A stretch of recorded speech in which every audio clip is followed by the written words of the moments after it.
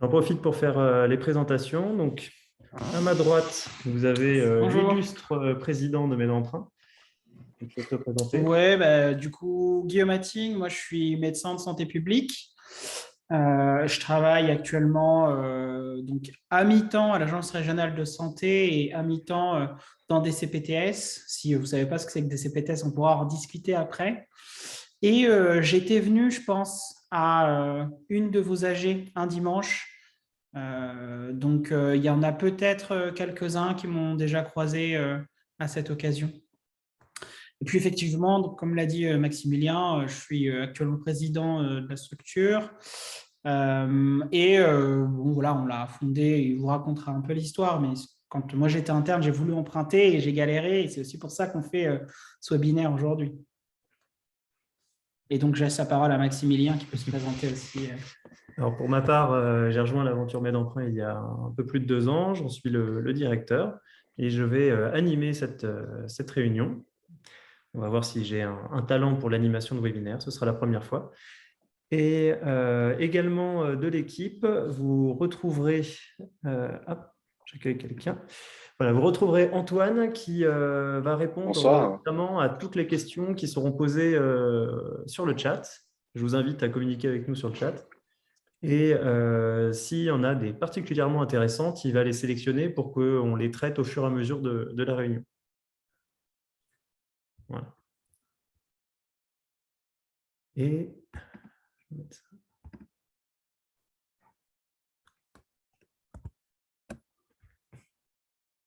Et on va commencer dans 2 petites minutes.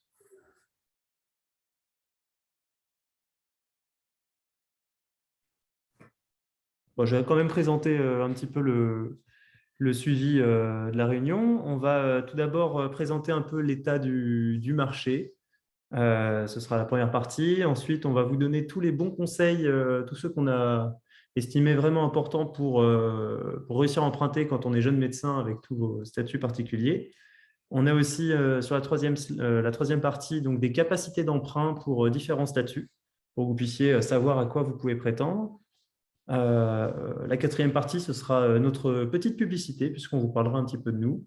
Et en cinquième partie, si on a le temps et si vous le souhaitez, on pourra aussi discuter investissement. Là, il n'y a rien qui est prévu, c'est une rubrique libre.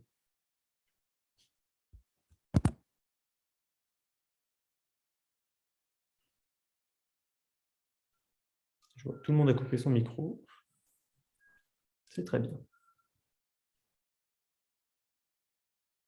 Bon, pas l'air d'avoir trop d'arrivées. Est-ce qu'on fait un tour de table? Ouais. Bon, je pense qu'il y a beaucoup de monde pour Antoine. Je vais juste en profiter pour me présenter également. Du coup, je m'appelle Axel, je suis votre VP communication chez la JMUF. C'est moi qui me suis en charge de l'organisation de ces webinaires. On remercie Médemprunt de nous permettre d'ouvrir notre premier webinaire. On espère que ça vous plaira. Il y en aura d'autres sous le format mensuel. Si jamais vous avez d'autres questions qui vous viennent après ce webinaire, n'hésitez pas à nous les envoyer par mail à contact@jmu que vous trouvez sur notre site et on se chargera de vous répondre en concertation avec Médemprunt dans les meilleurs délais pour vous aider. Voilà, n'hésitez pas et passez une bonne soirée. Merci pour cette introduction. Eh bien, je propose qu'on commence. Alors, on a commencé par brosser un portrait un petit peu de la situation pour les internes, la situation de l'emprunt. Et donc, déjà, on est arrivé à la conclusion que c'était plutôt compliqué. Et c'est d'ailleurs pour ça que Medemprunt existe. Déjà, c'est compliqué à cause de vos horaires, parce que vous ne pouvez pas vous présenter aux horaires adéquats des banques, parce que c'est difficile pour vous de vous déplacer. Il y a une anecdote d'ailleurs à ce sujet-là. Sachez que si vous vous présentez juste avant l'heure du déjeuner, avant l'heure du café ou avant l'heure de la fermeture en banque, vous avez 27% de chances de moins d'avoir votre crédit. Donc ça, c'est jamais évident. En plus, vos statuts, ils sont complexes. Je parle sous la surveillance de Guillaume, mais vous n'avez pas forcément de contrat de travail. Il y a des noms très différents. Vous fonctionnez en semestre et pas en année. Les revenus sont disparates, on va dire, entre les gardes, les remplats, les astreintes, les indemnités, la suggestion. Et enfin, durant tout votre cursus, à moins que ça ait changé cette année, mais je ne crois pas, il n'y a normalement pas de partie sur la formation financière, ce qui fait que vous parlez un langage que les banquiers ne comprennent pas, et le langage des banquiers, souvent, vous ne le comprenez pas non plus, parfois. Certains d'entre vous ont la chance d'avoir une famille qui les a éduqués ou une curiosité naturelle pour le sujet, mais on a pas mal de personnes qui ne comprennent pas ce que veut dire le conseiller. Et donc, à cause de tout ça, c'est parfois un peu compliqué pour vous. Et en plus de ça, c'est compliqué pour tout le monde. Parce que depuis cette année, on a atteint un niveau de difficulté pour l'obtention des prêts jamais atteint grâce au HCSF, donc le Haut Comité de stabilité financière, qui a imposé des règles qui sont minimum apporter les frais en apport, donc ça veut dire au moins 10% du montant emprunté en apport. Avant, on arrivait à déroger, maintenant ça devient très compliqué. Et ils ont imposé que pour la grande majorité des dossiers, on respecte les 35% d'endettement maximum. Alors, comment ça se calcule un endettement? C'est très simple, on prend toutes vos charges, on les met sur tous vos revenus. Et là, il y a la question de quels sont les revenus qu'on prend en compte. Nous, on arrive à prendre 100% des revenus, c'est-à-dire toutes les gardes, les astreintes. Dans beaucoup d'établissements, ce n'est pas forcément le cas. Et donc, toutes vos charges sur tous vos revenus, ça fait un taux, et ce taux, c'est le taux d'endettement. Et en théorie, vous êtes censé respecter 35%. Heureusement, on arrive à obtenir des dérogations, mais pour avoir le droit à ces dérogations, il faut se battre parce qu'il y a un petit pourcentage qui est autorisé dans chaque établissement bancaire. 20% et encore sous condition. Donc ça, c'est pour le marché. Néanmoins, donc on a expliqué pourquoi c'est compliqué, mais quand on respecte quelques bonnes pratiques, on arrive plutôt facilement finalement à avoir un prêt et on va vous donner tous les conseils pour l'obtenir. Et puisque tu veux intervenir, en toute franchise, Guillaume et moi, on devait s'entretenir ensemble pour la répartition du temps de parole et on a eu un souci, on n'a pas pu se concerter. Donc, on va faire ça Au talent. au talent. Voilà. Mais alors, préparer son dossier, c'est super important. Je tourne un peu ou pas? Oui, vas-y. Préparer son dossier, c'est super important parce que, en fait, il l'a dit, Maximilien, il n'y a que 20% des personnes qui vont pouvoir déroger, pardon. Et du coup, si on veut faire partie de ces 20%, il faut vraiment montrer patte blanche aux banques. Et donc, pour faire ça, il faut vraiment à la fois avoir des comptes ultra propres. Souvent, on dit aux gens, est-ce que vous arrivez à épargner? Si oui, est-ce qu'on voit bien le montant de votre épargne qui part de votre compte de dépôt et qui va jusqu'à un compte d'épargne pour que quand il va lire le compte, le banquier, parce qu'il va faire ça, il va regarder tous vos abonnements, etc., eh bien, il puisse voir que vous êtes un bon épargnant, un profil sérieux, etc. Et donc, vous aurez plus de chances d'avoir un dossier. Évidemment, lui, il va recalculer l'entêtement, il va regarder un peu tout ce qu'il peut y avoir d'anormal sur le compte. Et puis, si jamais il y a des choses qu'il ne comprend pas, souvent, il nous renvoie des questions. Ça peut faire traîner un peu les dossiers. Et c'est pour ça que nous, on fait l'effort de le faire avant pour vous. Et c'est pour ça que de temps en temps, on vous pose des questions qui peuvent paraître gênantes ou intimes, mais c'est vraiment très important pour anticiper les questions des banques. Attends, il y a plein d'autres choses à dire. Pardon, vas-y. Alors, du coup, j'enchaîne. Vas-y. C'est intéressant aussi de tout de suite préparer son dossier, un projet qui soit correctement dimensionné par rapport à vos revenus. Donc, on a souvent des personnes qui souhaitent, par exemple, dire « Moi, j'ai vu cette maison, elle vaut 490 000, c'est celle-ci que je veux. » Ça peut être une très belle maison, mais si ça représente trop en taux d'endettement, ça ne sert à rien de préparer un dossier. Vous allez juste perdre votre temps. Il y a ça, il y a aussi le fait qu'il est très bon d'arriver avec tous les justificatifs tout de suite. Donc, dans les justificatifs, il y a évidemment donc, les relevés de compte dont on a parlé. Je précise que s'il peut ne pas y avoir d'agio, de crypto-monnaie et de paris en ligne, c'est toujours mieux. Et donc, il faut ces relevés de compte, il faut aussi tout ce qui est carte d'identité, évidemment, justificatif de domicile, il faut les informations sur le bien que vous souhaitez emprunter, il faut les justificatifs d'apport. Donc, si vous les avez sur un livret A, le relevé de compte du livret A, pas un screenshot, mais le relevé de compte. Si vous avez des donations, il faut véritablement toute la transparence sur qui vous donne, le CERFA, est-ce que c'est de l'argent sale ou pas, tout ça sera vérifié. Je ne vais pas lister ici l'ensemble des justificatifs qui vont être demandés. Si vous voulez un document qui liste tout ça, nous, on l'enverra en fin de session à tous ceux qui auront laissé leur adresse mail. Mais sachez que c'est une longue liste et que avoir tout ça préparé, ça permet soit d'avoir tout simplement son dossier, parce que des fois, on ne l'a pas parce qu'on n'a pas les bonnes pièces, ou en tout cas de gagner énormément de temps. Voilà. Ça, c'était pour préparer le dossier. Ensuite, il y a la partie, on a nommé ça pendant l'édition de l'offre, mais en fait, c'est plutôt pendant, disons, la recherche de financement, pendant tout le moment où vous allez contacter les différentes banques. Et là, je redonne la main à Guillaume qui avait passé un peu vite. Oui, je n'ai pas du tout suivi ce qui était écrit, je suis désolé. Bon, je suis un peu comme ça. Pareil, pour vous donner le plus de chances possible de voir passer votre dossier, c'est important de voir qui va être le plus offrant ou qui va être tout simplement offrant déjà. Donc, contacter plusieurs banques, évidemment, c'est important. Moi, je dis souvent qu'il n'y a pas vraiment de fidélité en banque. C'est un peu comme les opérateurs téléphoniques. Ce n'est pas parce que vous êtes dans la même banque depuis tout petit que quand vous allez vouloir emprunter, ils vont vous ouvrir les portes. Et parfois, même, c'est plus facile de changer de banque parce qu'ils vont vouloir vous récupérer, surtout si vous faites une spé qui est intéressante, comme Urgentiste, par exemple. Donc ça, c'est quelque chose qui peut vous aider. Présenter un dossier complet dès le début, Maximilien a déjà dit, il va falloir vraiment avoir tous les justificatifs, à la fois pour montrer votre sérieux, mais aussi pour gagner du temps, c'est important.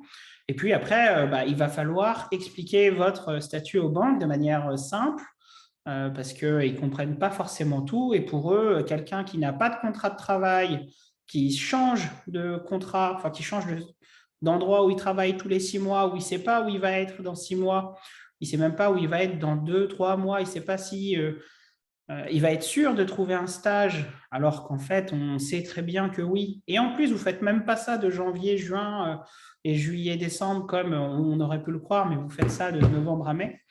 Bien ça, pour une banque, c'est vraiment pas du tout commun. Alors même s'il y a quelques banques, évidemment, qui mettent en avant le fait qu'elles connaissent bien vos statuts, c'est pas du tout évident de pouvoir expliquer ça à une banque de manière simple. Et surtout, vous allez devoir le faire à toutes les banques que vous allez voir. Ça, c'est un peu agaçant. Et puis, en plus de ça, vous allez vouloir montrer ou expliquer, vous demander quelles sont vos évolutions et vos perspectives professionnelles, donc combien vous allez toucher plus tard. Et c'est assez rigolo. Moi, je me suis rendu compte en discutant avec beaucoup d'entre vous que en fait, vous ne savez pas combien vous allez gagner, vous ne savez pas combien vous allez gagner l'année prochaine, vous ne savez pas combien vous allez gagner quand vous serez docteur junior, et vous ne savez pas combien vous allez gagner quand vous serez assistant. Est-ce que ça vaut le coup d'être PHC en attendant d'être assistant? Combien vous allez gagner au début de votre carrière? C'est quoi le salaire d'un PH? En fait, beaucoup d'entre vous n'ont pas forcément les idées claires sur tout ça. Pourtant, c'est des questions qu'on va vous poser. Et si vous ne savez pas répondre, évidemment, ça ne va pas forcément jouer en votre faveur. Donc, voilà, il y a un travail de recherche qui est très long, qui est fastidieux. En plus de ça, du coup, il faut le faire aux horaires où les banques sont ouvertes et en dehors des pauses café, du coup, ce que j'ai appris là aujourd'hui. Donc, forcément, ce n'est pas facile. Et en plus de ça, la banque, elle va vous demander tout un tas d'informations médicales. Donc, c'est là qu'on va ensuite parler d'assurance.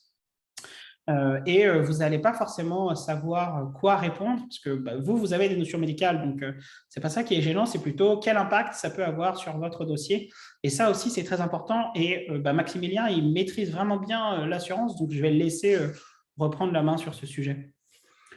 Effectivement, je te remercie Guillaume. Juste avant de parler de l'assurance, une remarque sur le fait qu'à la fin d'un entretien avec un conseiller bancaire, vous allez souvent obtenir une simulation.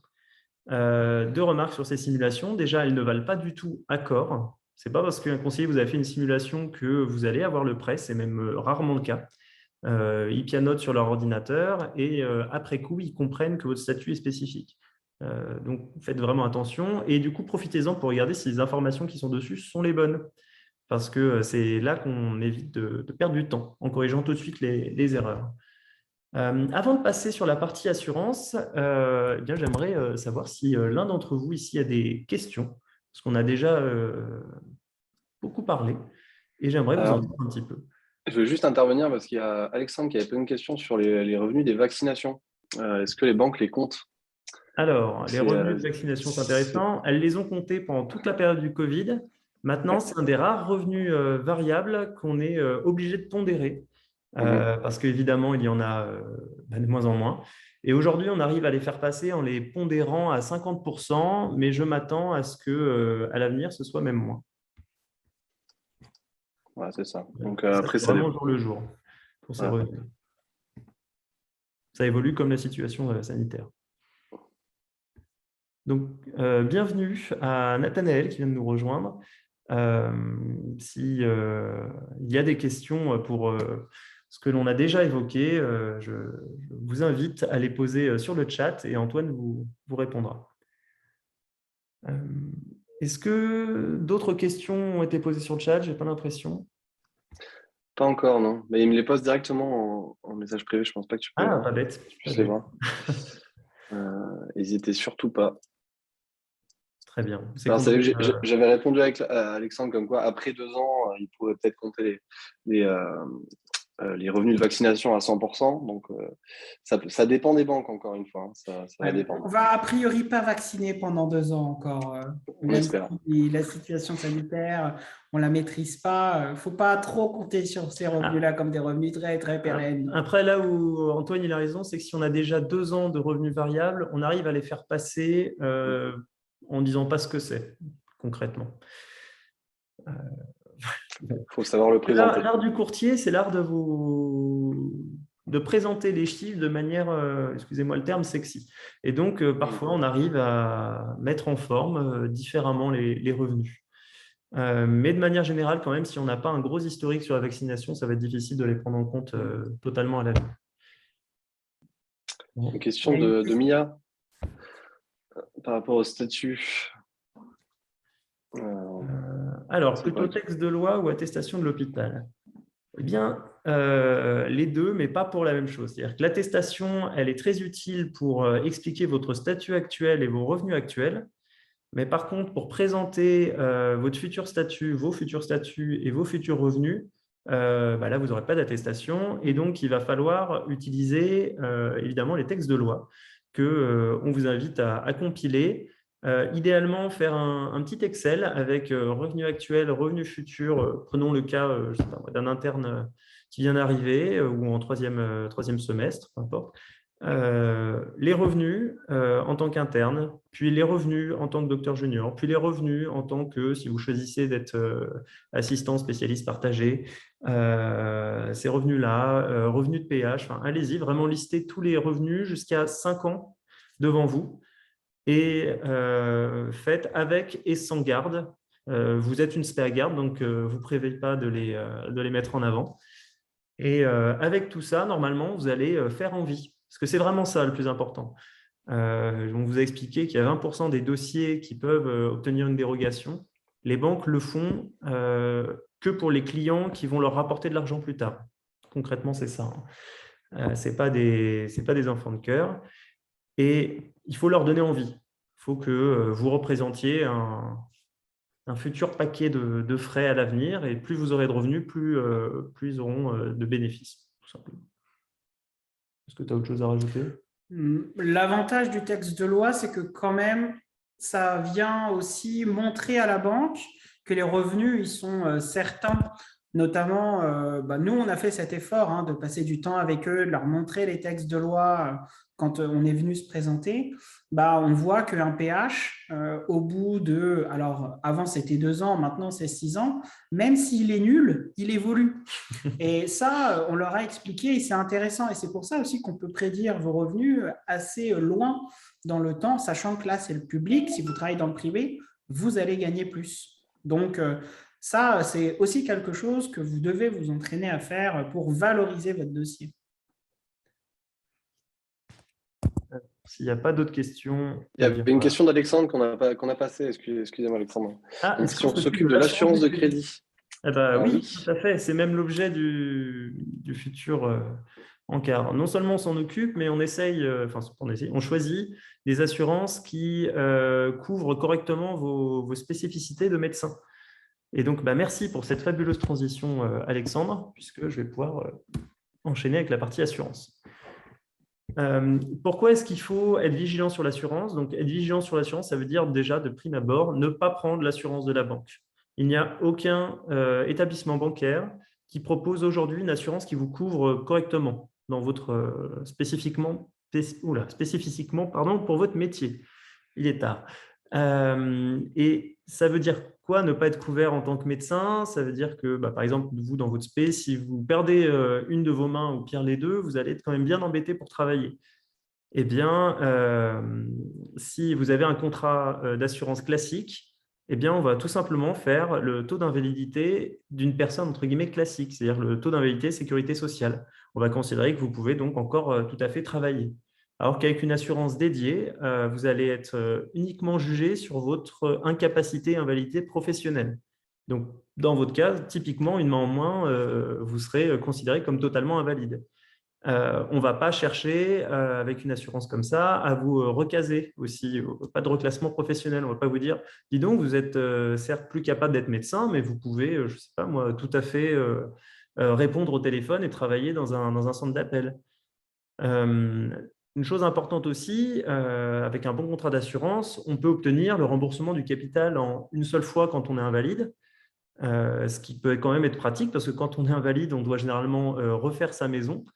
Et donc, on est bien content d'avoir le capital en une seule fois. Alors que quand vous obtenez simplement le remboursement au mois le mois, vous vous retrouvez bloqué dans ce bien puisque vous ne pouvez pas le revendre. Sinon, vous n'avez plus le remboursement. Mais il ne correspondra peut-être pas à votre situation.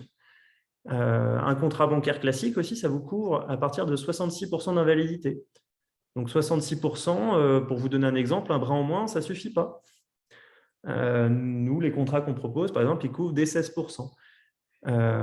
Et enfin, et c'est quand même pas la moins importante des raisons, un contrat de bonne qualité en délégation, c'est-à-dire qui n'est pas le contrat de la banque, et bien en plus, il est moins cher. Donc de bien meilleure qualité et moins cher. Aujourd'hui, c'est sur l'assurance que les banques font le gros de leurs bénéfices. Donc, il ne faut pas leur laisser. Ou alors, si vous faites le choix de prendre leur assurance, pas de problème, mais par contre, vous pouvez changer librement dans l'année qui vient. Et faites-le. C'est important d'être bien couvert, surtout avec vos métiers. Est-ce que je fais une pause question spécifique sur l'assurance? Qu'est-ce qu'on pense? On peut faire, parce que C'est vous quand même vous pouvez avoir des questions très spécifiques. On espère qu'il ne vous arrivera rien et qu'on aura juste fait des économies pour vous.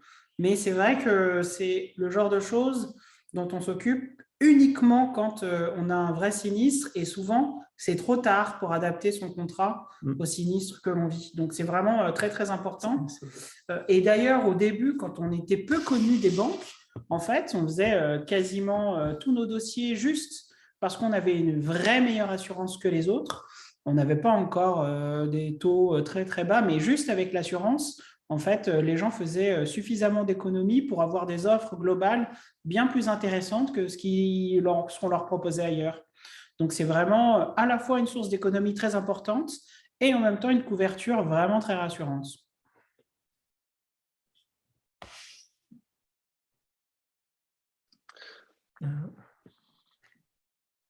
Rien à voir avec l'assurance, effectivement, mais j'ai quand même prendre la question, Clémentine.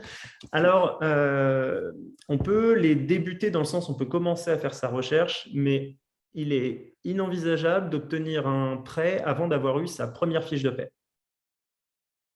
Voilà. On n'est pas obligé d'attendre les 3, même si c'est mieux. Souvent, on demande au moins 3 fiches de paie dans les banques. Là, avec une seule, on arrivera à travailler, mais avec la problématique que notamment à la PHP, et ailleurs ça doit être le cas également, les gardes souvent ne seront pas dans le premier mois. Donc si vous comptez sur les gardes pour avoir un beau revenu et donc pour pouvoir emprunter, il va falloir encore plus, il va falloir attendre même le deuxième mois. Voilà. Et par contre, pour mettre en avant le fait que vous aurez des gardes à l'avenir, j'ai oublié de l'évoquer tout à l'heure, c'est bien de nous fournir le tableau de garde. On arrive à justifier de vos revenus grâce à ça. C'est clair. Ah, j'aime bien quand on me dit ça. Parfait. On nous demande si nous-mêmes, on fait notre propre assurance. Pas encore, c'est un Non. projet. On n'a pas encore assez de clients pour avoir notre propre assurance. Si grâce à vous, on arrive à en avoir 3 fois plus, je pense qu'on pourra développer notre propre contrat et qui du coup sera, on l'espère, meilleur que les autres, parce que c'est le but. On ne va pas faire notre propre contrat s'il est moins bien que la concurrence. Ouais, c'est vraiment un objectif parce que moi, j'ai vraiment envie que les internes soient correctement protégés. C'est très important. Après, c'est vrai que comme l'assurance, c'est de la mutualisation des risques, il faut que vous soyez assez nombreux pour que ce soit intéressant. Sinon, ça ne marche pas. Voilà, c'est juste ça, en plus de tout le travail d'expert que fait Maximilien, évidemment. Mais il y a besoin d'une masse critique de gens qui mutualisent suffisamment importante. Mais déjà, le travail qu'on fait là en sélectionnant les assurances pour qu'elles soient moins chères et couvrantes, c'est déjà un travail qui vous fait faire des économies énormes. Et vous pouvez vous-même faire l'exercice si vous voulez. Vous prenez votre assurance habitation, si vous avez encore votre assurance habitation dans une banque, dans votre banque, faites un devis à la médicale ou à la CSF qui va vous proposer aussi ce genre d'assurance et vous allez voir directement les différences de prix qui peuvent être importantes. Et vous allez comprendre pourquoi c'est au final intéressant de s'occuper un peu des contrats d'assurance que l'on peut avoir à la fois en termes de tarifs et à la fois en termes de clauses de ce qui est couvert en fait. Alors, je ne fais pas de la pub pour la médicale, évidemment, il faut citer. non, mais c'est simplement que sur les assurances habitation, c'est vraiment moins flagrant que sur l'assurance emprunteur. Moi, je l'ai fait déjà et j'ai été marqué. Oui, mais donc, si vous le faites aussi pour le reste, la moto… Sur une assurance emprunteur, on peut être 3 fois moins cher, jusqu'à 3 fois moins cher. Donc, c'est vraiment sans commune mesure. Et une assurance emprunteur sur 25 ans, donc ça coûte très, très cher. Donc, 3 fois moins cher que ce que vous deviez payer, c'est beaucoup. Alors, des conseils sur alors, un organisme qui connaît les internes, pas spécialement. C'est-à-dire que si vous allez les voir, ils ne vont pas comprendre vos statuts, mais néanmoins, ils ont des très bons contrats. C'est Aviva. Je pense que c'est Aviva aujourd'hui, si je devais choisir un assureur qui a vraiment les meilleures garanties pour notamment pour votre spé. Et l'avantage aussi de celui-là, c'est qu'il fait aussi le généraliste plus facilement. Et si vous êtes en couple avec quelqu'un qui n'est pas médecin, bien lui, il ne va pas se faire avoir non plus. Donc, quand on fait une assurance, souvent, on va prendre les 2 assurances chez le même assureur. Et c'est important aussi de penser à son conjoint ou à sa conjointe quand on souscrit l'assurance. Moi, je conseille même d'aller voir un courtier parce que, par exemple, là, ce que je viens de dire sur Aviva, ils ont des très bons tarifs pour des emprunts au-dessus de 450 000 €. Ils ont des très mauvais tarifs pour les emprunts en dessous parce que ça ne les intéresse pas. Ce n'est pas assez gros. Donc, vous voyez, c'est des choses que là, on vous le dit, mais si vous avez réussi déjà à retenir tout ce qu'on va vous dire, ça ne suffira pas pour choisir correctement l'assurance, je pense. Donc, au moins pour l'assurance, passez par un courtier. Et si vous voulez en plus passer par un courtier pour l'ensemble, on sera ravis de faire ce métier. Alors, s'il n'y a pas plus de questions, on va avancer. Ouais, il n'y a pas plus de questions. Alors, ça, on vous a donc donné les conseils pour avant, finalement, pendant la recherche. Eh bien, ce n'est pas parce que vous avez votre offre de prêt qu'il faut arrêter d'être vigilant. Il peut continuer à y avoir des soucis et je vais les évoquer. Alors déjà, ça paraît tout bête, mais on a encore des problèmes avec ça. Quand vous avez une offre de prêt, vous avez ce qu'on appelle le délai Scrivener, c'est-à-dire qu'il faut attendre au moins 11 jours avant de la renvoyer. Il y a parfois des jeunes internes qui sont tellement contents d'avoir leur bien, qui signent tout de suite et qui renvoient, malgré le fait que ce soit écrit en gros, en rouge dessus, de ne pas le faire. Si vous le faites, vous allez perdre un temps fou parce qu'il va falloir tout remonter. Donc, s'il vous plaît, attendez au moins les 11 jours. C'est tout bête, mais c'est important. Autre chose, c'est bien de vérifier l'offre parce que entre ce qu'on vous a promis et ce qui est édité, il y a souvent des différences et on peut revenir dessus si c'est le cas. Ça nous arrive, nous, déjà en tant que courtier, alors qu'ils savent qu'on revérifie absolument toutes les offres. Alors, imaginez avec des personnes qui sont un peu moins, on va dire, au fait des techniques bancaires. Donc voilà, vérifiez pas que le taux, regardez les frais qu'ils vous ont mis, le coût de cautionnement, l'assurance, est-ce qu'ils ont bien mis le différé, si vous aviez demandé un différé pour des travaux, enfin, vraiment l'ensemble des petites choses auxquelles il faut penser parce que vous le découvrirez trop tard après si vous avez signé. les indemnités de remboursement anticipées aussi. Voilà. Donc, une fois que vous avez l'offre, qu'elle est bonne et que vous avez attendu les 11 jours, tout ça c'est bien. Maintenant, il y a le virement qui va se faire auprès du notaire. Pour que vous ayez le montant du virement, il faut donc demander le décompte au notaire. Régulièrement, on a des notaires qui ne font pas de décompte parce qu'ils estiment que ce n'est pas leur travail, sauf que sans ça, il n'y a pas de virement qui est possible de la banque vers eux. Donc, mettez-leur la pression si besoin. Si vous n'avez pas eu le décompte, c'est bien le travail du notaire de le fournir. Ensuite, un autre problème qui fait qu'on a souvent des offres, enfin des signatures qui sont retardées, c'est à cause de l'apport. C'est bien à vous de verser l'apport au notaire.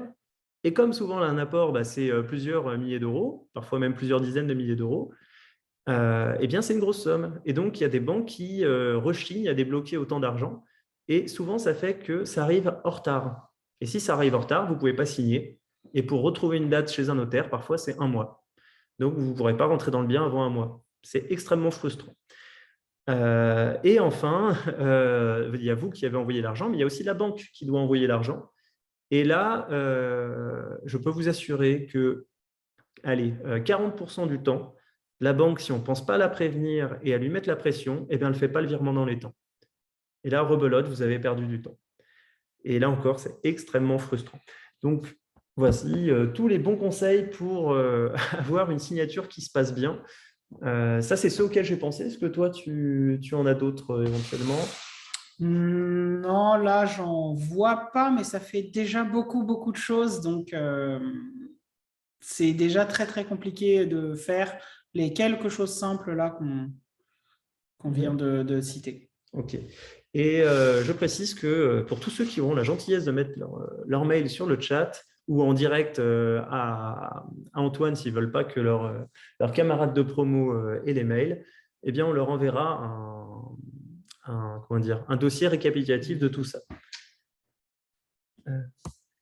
Je vais regarder s'il y a eu des questions. Ah oui, cautionnement. Tiens, je vais expliquer rapidement ce qu'est le cautionnaire. Le cautionnaire, il y en a des très connus, par exemple Crédit Logement, ou c'est le plus connu, Crédit Logement, on va prendre celui-là. Son métier, en fait, c'est de venir saisir votre maison si vous êtes en impayé. Avant, c'est la banque qui se chargeait de faire ça. Il se trouve qu'ils ont trouvé que c'était un petit peu embêtant. Tiens, une personne qui vient d'arriver. Hop. Voilà. Donc, je disais, les banques auparavant se chargeaient de saisir eux-mêmes votre maison, puis ils ont délégué cette tâche à des organismes qui s'appellent donc des organismes de caution. Et ça veut dire qu'en fait, votre dossier va être soumis d'abord à la banque. La banque va décider si elle a envie de vous prêter ou pas. Et après, elle va envoyer le dossier au cautionnaire et le cautionnaire va dire si oui ou non, il veut bien vous avoir comme client. Donc, ça fait une double validation. Et évidemment, vous allez payer le cautionnaire pour avoir cette garantie-là. Et donc, il y en a des chers, des pas chers. Il y a la CASDEN notamment qui est très bien pour les internes. Il y a CEGC aussi qui est très bien parce que leurs acceptations sont plus faciles. Par contre, ils ne remboursent pas à la fin. Crédit Logement, eux, ils remboursent une partie à la fin. Vous voyez, tout ça, on ne va pas le développer là parce que ce n'est pas le plus intéressant, je vais dire, mais ça fait encore une fois quelques milliers d'euros de plus ou de moins sur le coût total du crédit, selon le cautionnaire que vous avez. Voilà. Puisque je n'ai pas vu d'autres questions, on va passer à quelque chose qui vous intéressera peut-être, c'est-à-dire des capacités d'emprunt pour un interne. Pour un jeune médecin, j'aurais dû écrire, puisque on a pris 3 cas différents, avec à chaque fois 100 gardes, avec 2 gardes et avec 4 gardes. Ouais. Est-ce que tu as envie de… Tiens, je te alors, laisse les annoncer. Peut-être vous dire comment lire le tableau, parce que ça peut ne pas être facile à lire. En fait, sans les gardes, avec les gardes, ça ne veut pas dire vous faites des gardes ou vous n'en faites pas. Ça veut dire est-ce que la banque va considérer vos revenus de garde ou pas, parce que en fait, dans beaucoup d'endroits, les revenus, dans beaucoup de banques, ils ne prennent pas en compte les revenus des gardes. Et donc, vous qui en faites peut-être 4 par semaine, par mois, par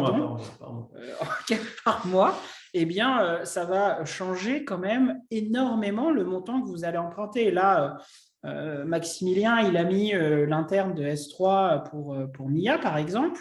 Eh bien, si elle fait 4 gardes par mois, elle peut emprunter du coup 215 000 directement, alors que si elle était allée voir une banque qui ne lui permettait pas de compter l'ensemble de ses gardes comme revenus, elle aurait pu emprunter 170 000. Et ça, ça fait quand même, je calcule de tête, 45 000 euros de différence. Donc, c'est vraiment beaucoup. Et les gardes, finalement, ce n'est pas un revenu négligeable quand on veut emprunter. Alors après, comme je vous l'ai dit tout à l'heure, vous ne savez pas combien vous allez gagner. On s'est amusé à mettre le docteur junior, l'assistant spécialiste. Docteur junior, donc, il gagne beaucoup plus. Si vous empruntez en faisant une garde par semaine toujours, vous pouvez déjà emprunter 300 000. Et ça, c'est intéressant. Si vous êtes assistant spécialiste, parce que vous ne faites pas de clinica, mais vous voulez quand même potentiellement travailler en secteur 2 plus tard, eh bien, vous pouvez emprunter 400 000 avec 4 gardes par mois. Donc voilà, il y a tous les montants autres. Vous voyez que quand même, en fonction du nombre de gardes aussi, on n'emprunte pas du tout la même chose. Quelqu'un qui fait un peu moins de garde, donc 2 parce qu'il n'est pas urgentiste, mais il a une spé avec moins de garde, comme la pneumo, il fait 2 gardes aux urgences de temps en temps. Par rapport à vous, il peut emprunter 40 000 euros en moins quand il est assistant spécialiste et quand il est interne de phase de consolidation.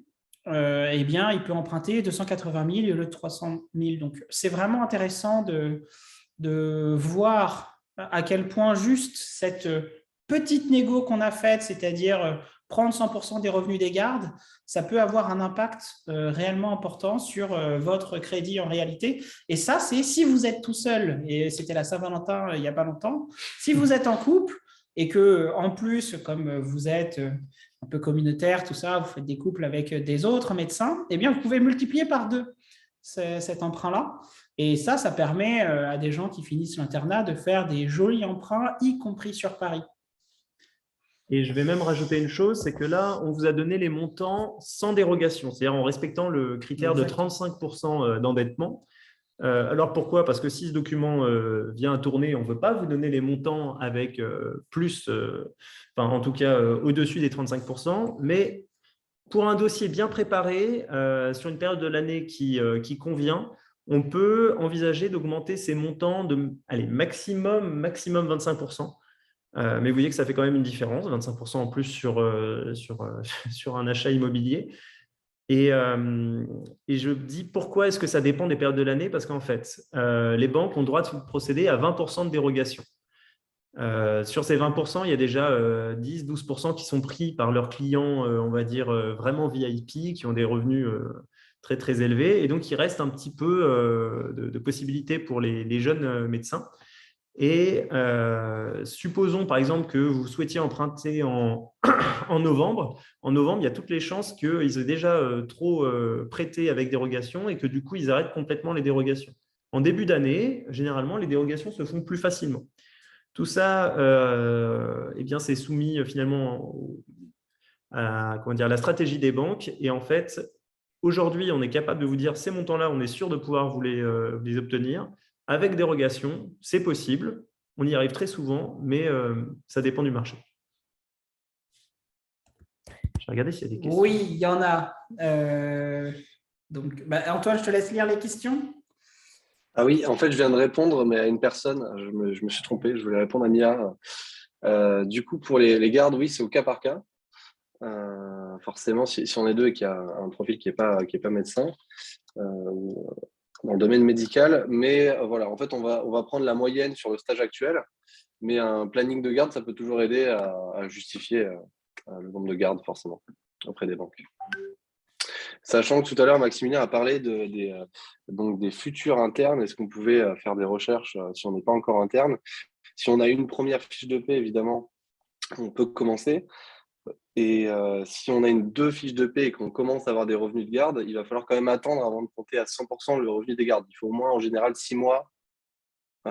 6 mois de garde. Bon, ça dépend encore des banques. Hein, ça va dépendre. Antoine est prudent et c'est bien qu'il soit prudent. Après, on a réussi à faire passer des dossiers avec simplement le premier mois de garde.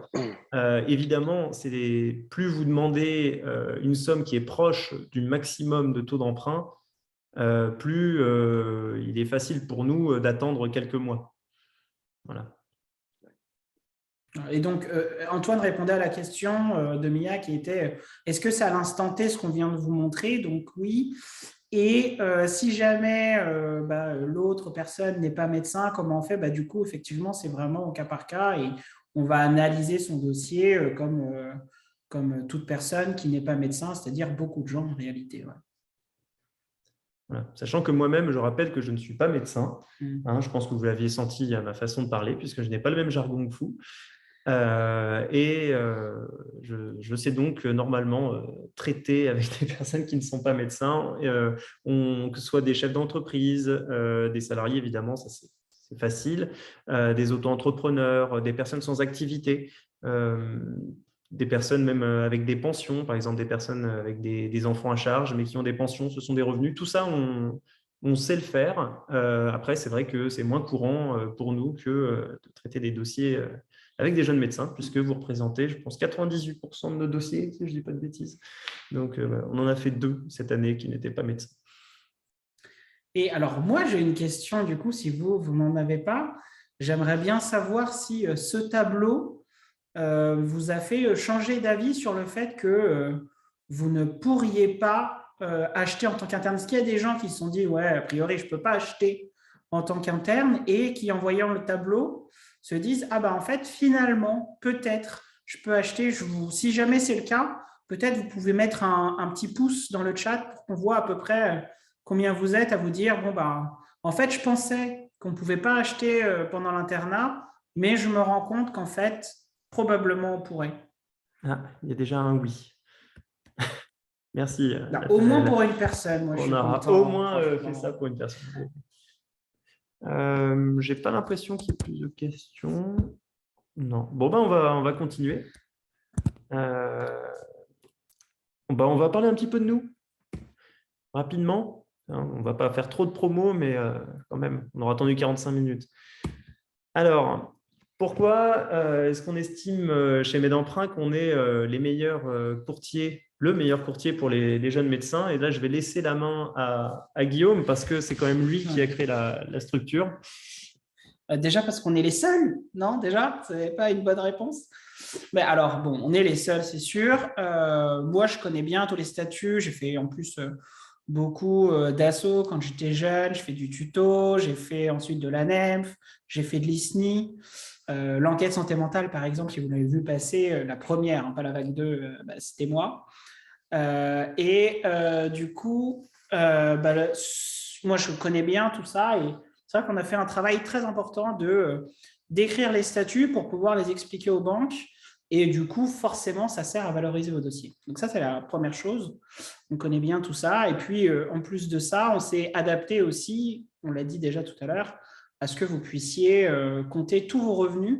On a beaucoup parlé des gardes aujourd'hui, mais quand vous serez docteur junior, vous aurez aussi la possibilité de faire des remplats. Les remplats, au bout d'un certain moment, on peut aussi les compter à 100% dans les revenus. Et là, pareil, ça fait grimper les montants de ce qu'on peut emprunter. Et puis, comme le disait Maximilien, c'est important de savoir combien vous allez gagner ces 5 prochaines années, parce que c'est vraiment ça que regardent les banques. D'autant plus, on n'en a pas parlé, si on fait des prêts à palier. Le prêt à palier, quand on est interne, c'est le fait d'avoir une mensualité qui va être fixe, par exemple, dès qu'on fait le prêt. Et puis ensuite, quand on va augmenter son revenu, on va avoir une autre mensualité un peu supérieure qui va s'adapter au revenu actuel. Et puis ensuite, quand on va encore augmenter son revenu parce qu'on devient assistant, on va avoir encore une autre mensualité. Et donc, en fait, à chaque fois, comme on augmente vite nos mensualités, ça va aussi nous permettre d'emprunter beaucoup plus d'argent que si on ne faisait pas le palier. Donc, c'est important d'avoir aussi une vision sur les 5 prochaines années, ne serait-ce que pour les paliers, sachant que des prêts à palier pour les internes, on en fait pas mal. Pareil, toutes les banques n'en font pas, mais c'est vraiment un moyen pour emprunter plus aussi s'il y a besoin. Voilà. Tac. Après, la disponibilité, ça, je pense que vous connaissez. Je ne sais même pas si j'ai besoin de développer. Nous, on a fait le choix d'être ouvert jusqu'à 23h le week-end, samedi, dimanche. C'est aussi parce qu'au tout début, quand on a commencé, c'était moi qui prenais les appels en première intention. Et moi, j'étais disponible de toute façon que de 21h à 23h, parce que j'ai gardé mon job de médecin à la base, et je pouvais répondre sur tous les week-ends. Et en fait, c'est aussi les moments où vous êtes dispo. Alors, c'est moins vrai aux urgences parce que vous faites partie des SP où le temps de travail est le plus respecté.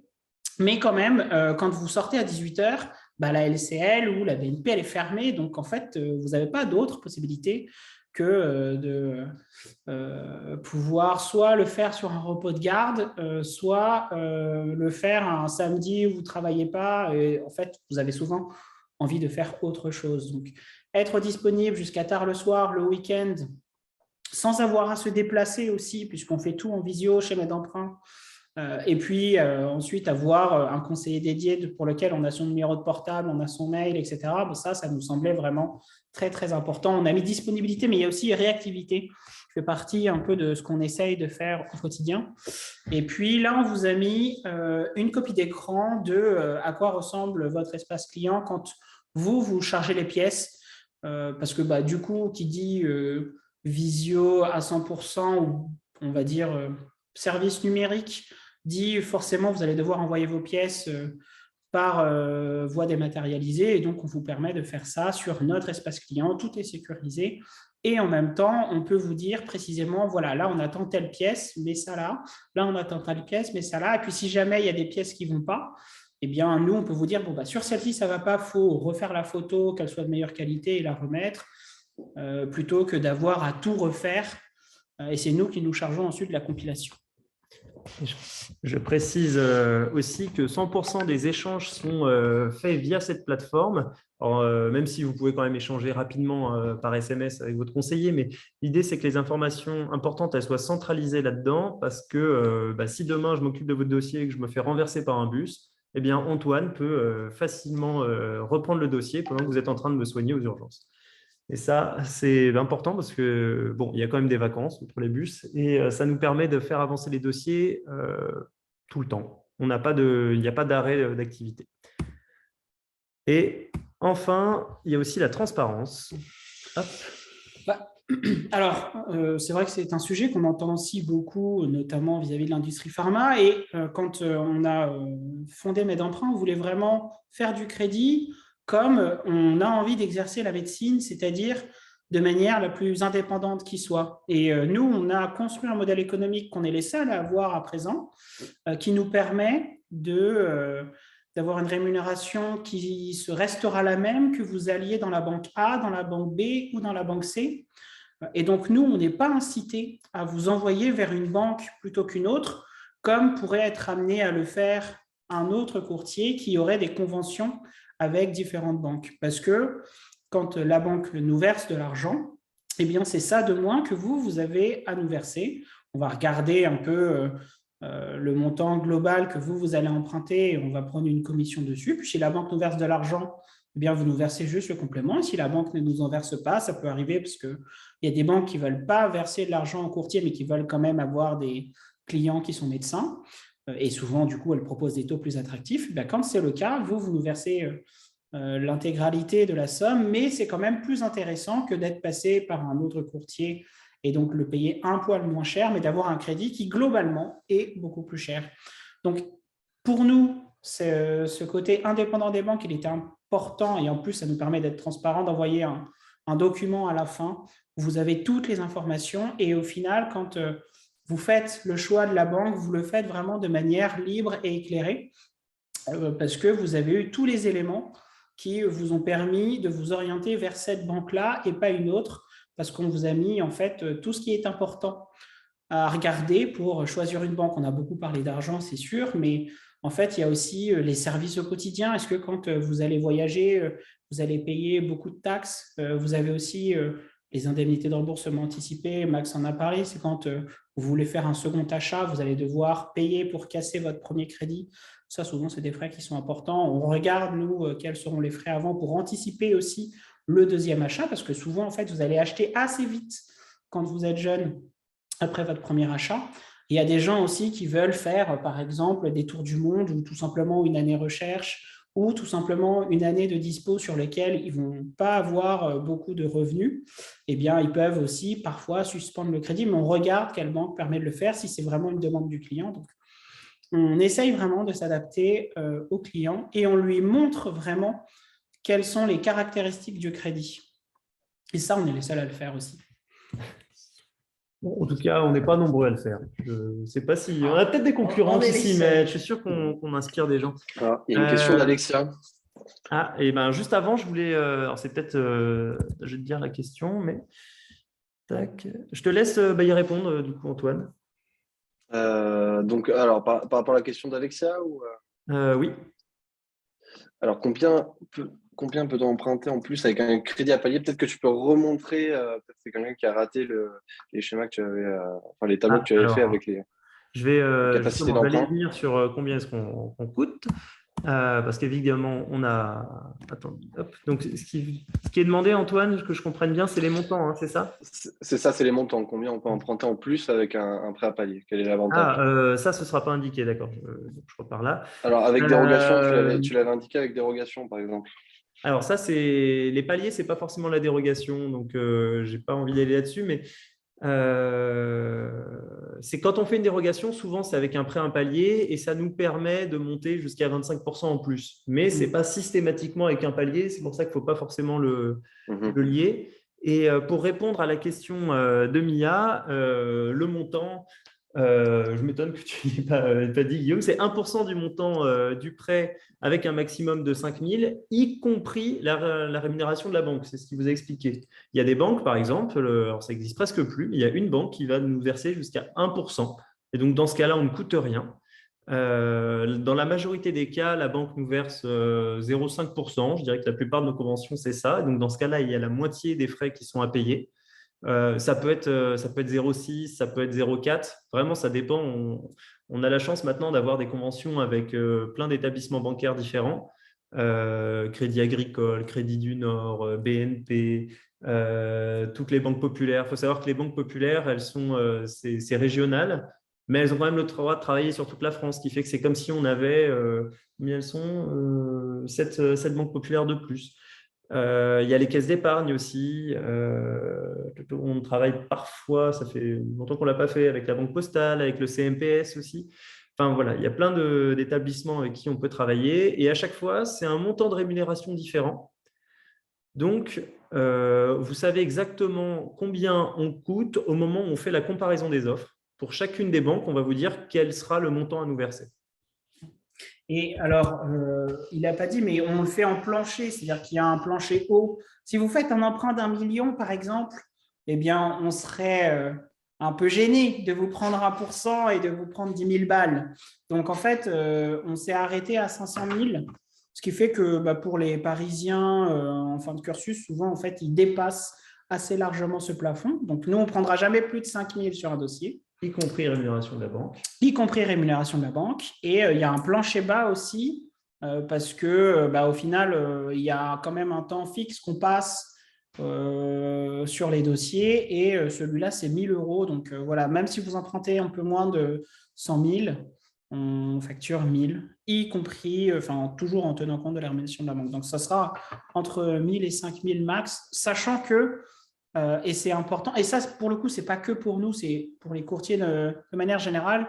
Souvent, en fait, ce montant, il est rapidement amorti par la différence de taux que vous allez gagner si vous allez voir vous-même la banque. Parce que le conseiller, il va souvent faire sur son ordinateur, il va vous donner le taux que vous pouvez trouver sur Internet. Alors que nous, on a des conventions, on part sur souvent des taux qui sont un peu plus bas. Donc, rien que ça, déjà, non, mais ça vous permet de payer le courtier. Et ça, ce n'est pas vrai que pour nous. C'est vrai pour tout le monde. Et amorti par le montant de l'assurance aussi.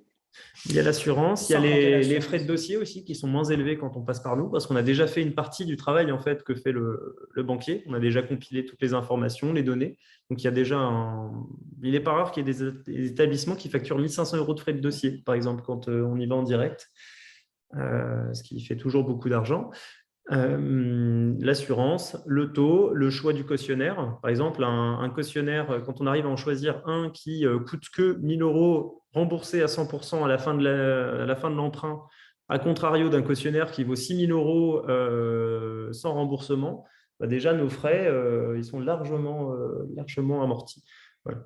on Et reste le une bonne gain de affaire. temps, il y a aussi le Mais gain de temps, c'est tellement. très, très important. Le temps, c'est pas que de l'argent, c'est aussi beaucoup de plaisir. Ça n'avait rien à voir, mais je le dis quand même, c'est important de s'épargner un peu de temps quand on n'en a pas beaucoup. Donc, quand on enchaîne les gardes. Voilà. Ensuite, on avait une petite partie investissement. Que je vais traiter rapidement. En fait, l'investissement aujourd'hui, avec les règles qui sont en place, sachez déjà que ça va être compliqué pour un interne. C'est un docteur junior, il peut commencer à emprunter pour faire des investissements locatifs. En dessous, il vaut mieux se consacrer à sa résidence principale. J'aimerais dire qu'il y a vraiment plein de types d'investissements, y compris des investissements qui ne seront jamais rentables. Donc, il faut être assez vigilant. On peut investir via des enveloppes fiscales, par exemple le Pinel. On peut faire des achats en direct et faire du déficit foncier. On peut faire de la location meublée non professionnelle. On peut acheter directement des parts de SCPI. Voilà. Déjà 4 investissements différents. Donc SCPI, pardon, pour société. Oui, il a peut-être parlé chinois là. Oui, c'est de la pierre papier. Vous achetez un morceau d'immeuble, un titre d'immeuble. Tout ça, c'est des investissements qui peuvent être intéressants. Je pense à l'exception du Pinel. S'il y a une chose que vous pouvez retenir de ce que je viens de vous dire, c'est ne prenez pas un Pinel. Vous avez pas, ce ne sera pas rentable.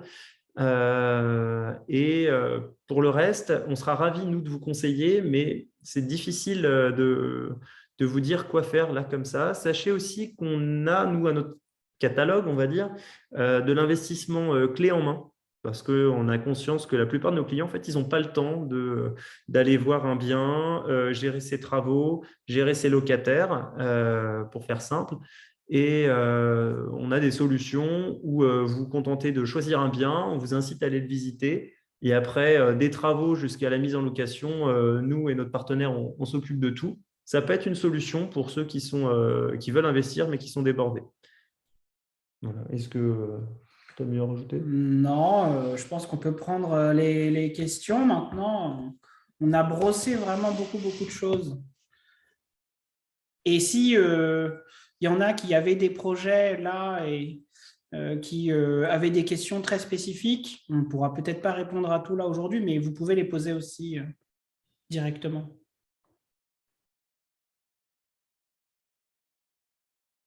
Un beau silence pour accueillir la fin. Ouais, non, c'est normal. En plus, tous les micros sont coupés. Je ne sais pas, Mia, est-ce que toi, tu as des idées de questions déjà on a répondu pas mal de questions, mine de rien. Moi, je me suis retrouvée dans ce cas-là où en première année, je voulais absolument acheter parce que les parents sont derrière en disant il faut que tu investisses, il faut investir. Et finalement, tu arrives à la banque et ils t'assaillent de mots et tu te dis mais mon Dieu, quelle langue tu parles? Et quand tu demandes des explications, c'est tout de suite difficile, on ne s'y retrouve pas. On t'a parlé des courtiers, mais le principe, on ne connaît pas vraiment, on ne sait pas comment on est aidé, tout ça. Et finalement, mes d'emprunt, je l'ai connu via la JMU, je ne connaissais pas avant parce qu'on ne m'avait pas donné l'occasion de connaître. Et moi, je suis une grande fan du principe de on accompagne, un peu comme nous, on accompagne le patient, donc on accompagne le client. C'est quand même cool et rassurant d'avoir quelqu'un qui t'aide, qui te dit bon bah voilà, ça existe, il faut y faire attention. Comme le cautionnement que j'ai appris aujourd'hui, je ne connaissais pas. Moi, je trouve ça vraiment rassurant dans un achat. C'est quand même un truc qui t'engage pour plusieurs années de ta vie, d'avoir quelqu'un qui te dit derrière, bon, bah voilà, en fait, il faut faire attention à ça, ça, ça. Et oui, c'est un service qui a un coût, ce qu'on comprend, ce qui est normal, c'est un travail comme un autre. Et au final, bah ouais, on est gagnant, tout le monde obtient ce qu'il veut et ça, c'est cool. C'est cool.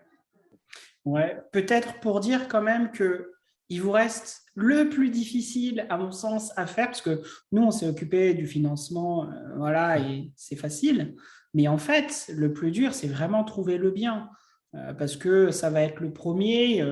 Moi, au tout début, quand j'ai fait des visites, franchement, je ne savais pas du tout quoi regarder. Je regardais les émissions Stéphane Plaza pour m'inspirer, mais regarder s'il ne va pas y avoir des sinistres, lire les comptes rendus d'AG, tout ça, franchement, j'y arrivais pas. Et puis, comment on cible nos recherches, est-ce qu'il faut passer par des agences, est-ce qu'on peut acheter directement en particulier. Sur ça aussi, il ne faut pas hésiter à poser des questions à votre conseiller, parce que en fait, trouver un bien, ce n'est pas facile. Nous, on s'occupe certes du financement, mais trouver un bien, surtout dans des villes tendues, et souvent on est dans des villes tendues quand on est interne parce qu'on suit les gros chus, bien en fait, c'est vraiment très très compliqué. Donc, il va vous rester ça quand même, sur lequel nous, on peut vous donner des conseils euros, même si on réfléchit bien sûr pour plus tard à ce qu'on arrive aussi à vous accompagner sur les achats. Aujourd'hui, on arrive à accompagner sur du neuf. On arrive à accompagner sur du neuf, ouais. On a des partenaires où le neuf, c'est vraiment le plus facile, mais il faut être un peu patient. Oui, il rigole parce que j'ai 1 an et demi de retard sur l'appartement neuf que moi j'ai acheté.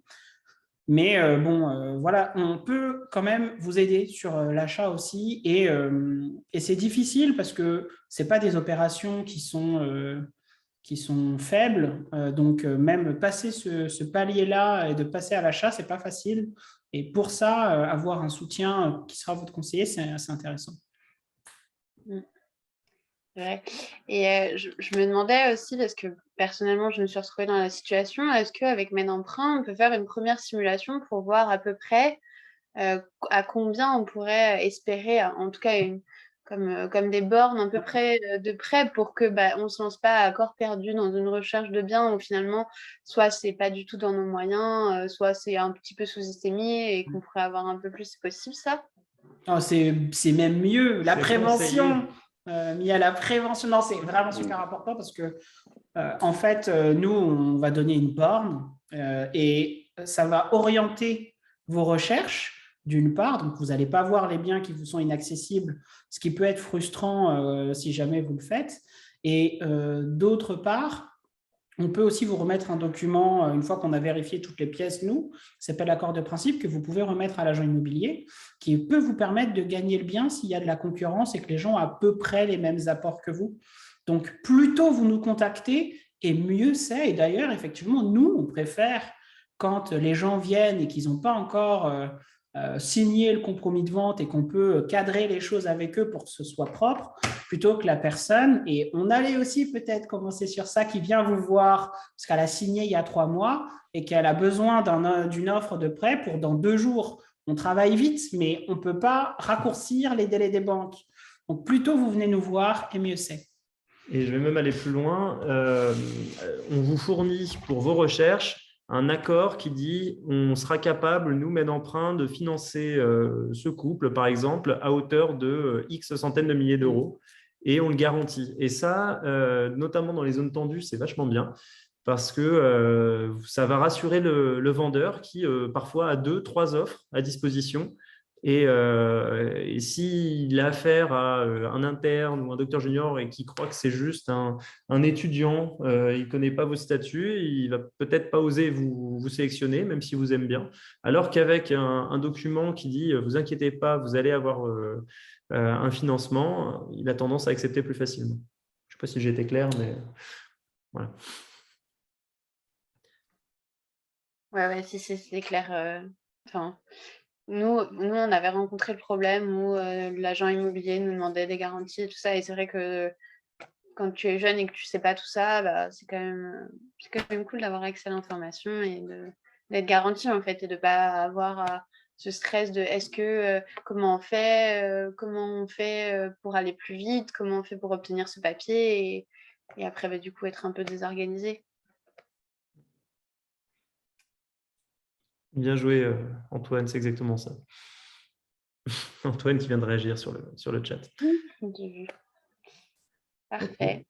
Bon, s'il n'y a pas plus de questions, il me reste à vous remercier. On avait prévu à peu près 1 heure. Je vois qu'on a tenu les délais.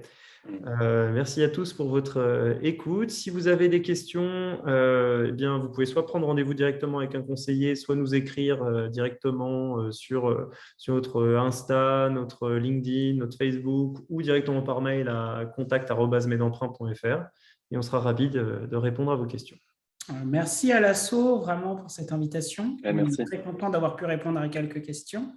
Puis merci à Max et Antoine de s'être rendus disponibles. Ils font vraiment un travail exceptionnel chaque jour. Et donc, du coup, c'est important qu'ils puissent vous présenter ces services-là aussi. C'est grâce à eux que vous avez tout ça. Parfait. Merci Alexandre. Bien, merci beaucoup. Allez, Merci beaucoup à vous d'avoir été salut présent et tous. d'avoir répondu aux questions. Avec plaisir. Bonne soirée à tous.